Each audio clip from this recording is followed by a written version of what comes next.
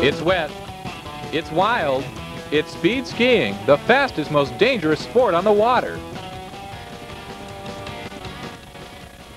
Let's see that again.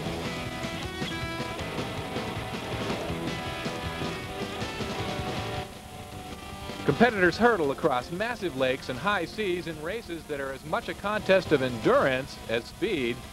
But with speeds that top 110 miles an hour, the results can be disastrous.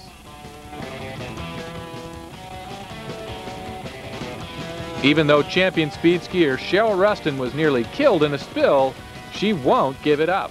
Why?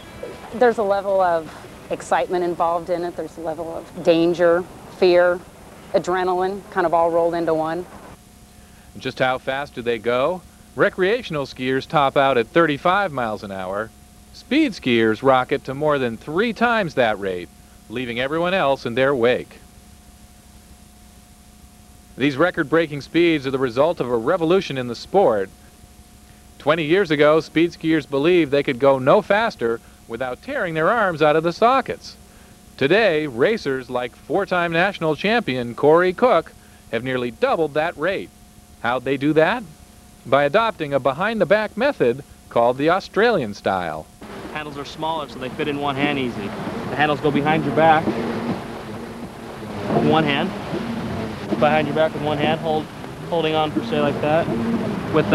I prefer to tape them together in the front. Makes it a little bit easier on the hand to hold together. It's pulling off of your largest and strongest bone structure, which is your hip and thighs.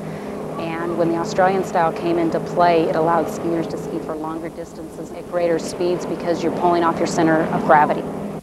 At these extreme speeds, however, a little chop in the water could send skiers flying out of their bindings, turning the ski into a potentially deadly missile. How do they prevent that? With an industrial strength strap-in system, appropriately named the suicide binding. They're called suicide bindings because once you're in them for good until somebody takes you out of them. So it's a non-choice deal. With the revolutionary bindings, skiers could rocket across the water at more than 100 miles an hour. The problem was they could also rocket into the water at this speed. You know, a lot of people are under the impression that, you know, water's soft and it gives and all that, and it does to some degree, but, you know, at those kind of speeds, probably once you get beyond about 80 miles an hour, it just feels like running into a brick wall. I've blown both my knees out 3 times each. I've broken my right arm. I've hurt my shoulder very, very badly, my left shoulder and my right shoulder once. So how would they protect themselves in 100-mile-an-hour crashes? With a thick rubber collar to prevent broken necks, and custom-made helmets molded to the shape of the skier's head. But the best protection is prevention. How do they stay out of these deadly crashes? You got to be totally focused on what you're doing and the task at hand. If you start thinking about what somebody else is doing or what's going on the beach or what you're going to have for dinner, that's when disaster can strike. There's a high of doing something that they put you on that edge, you know, on that level, and accomplishing it every time, you know.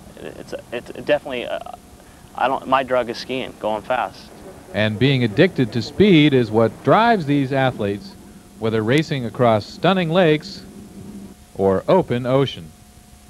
In this high-octane sport, the winning formula is simple.